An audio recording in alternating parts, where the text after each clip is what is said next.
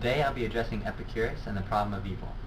Now, although this argument is quite outdated, a number of atheists, especially here on YouTube, continue to espouse it. Now, this video will be relating to Epicurus' particular formulation of the argument, but I'll also make additional videos addressing more modern renderings of the problem of evil. Now, before we begin, let's define some terms. One of the initial problems with this argument is the ambiguous nature of the term evil. When Christians talk about evil, we usually define it as what is in opposition to God, and we call this sin. But others refer to evil as suffering. Keeping that in mind, let's take a quick look at the argument. Now, is God willing to prevent evil but not able? Then he is not omnipotent. Is he able but not willing? Then he is malevolent. Is he both able and willing? Then whence cometh evil? And is he neither able nor willing? Then why call him God? Alright, now that we've seen the argument, let's address it point by point. Now, is God willing to prevent evil but not able?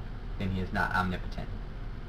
Now, this is a valid statement, but if God is not able, then he is not omnipotent. However, God is able, and therefore the claim is valid, but not accurate.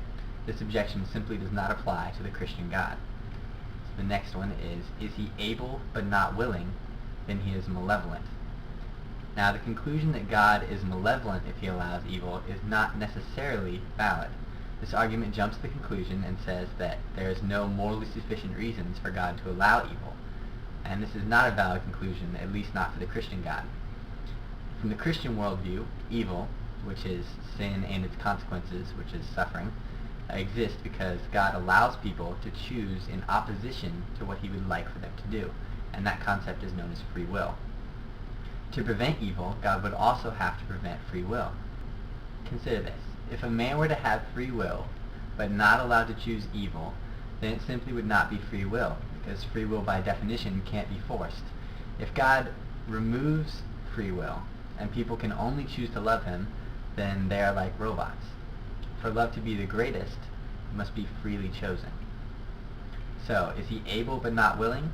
Yes, but this does not make him malevolent. This makes him a proponent of free will. So let's rephrase the question. Because God allows us to choose against what he desires, does that make him malevolent? And just to remind you, God created free will. Free will allows for man to choose evil, and evil causes suffering and death. So would this argument be as convincing if worded, is God able to prevent evil but not willing? Then he is malevolent? I think that conclusion, much like this one, does not make sense. So, is he both able and willing? Then whence cometh evil? Now, God is able to prevent evil, and to an extent, he wants to prevent evil. However, he also wants to allow, to permit free will. Eliminating evil requires removing free will, but God desires free will. God also desires that everyone use their free will to follow him, but free will by definition can't be forced. Therefore, people have the opportunity to do evil. And evil does not disprove the idea that God exists. In fact, the existence of evil is quite easily explained by understanding the concept of free will. So the last premise, is he neither able nor willing? Then why call him God? Now, this statement is also valid if it were true, but again simply does not apply to the Christian God. Now, if God allows us free will to disobey him, but also makes a sacrifice for us so that we can still be saved, is that malevolent or is that loving?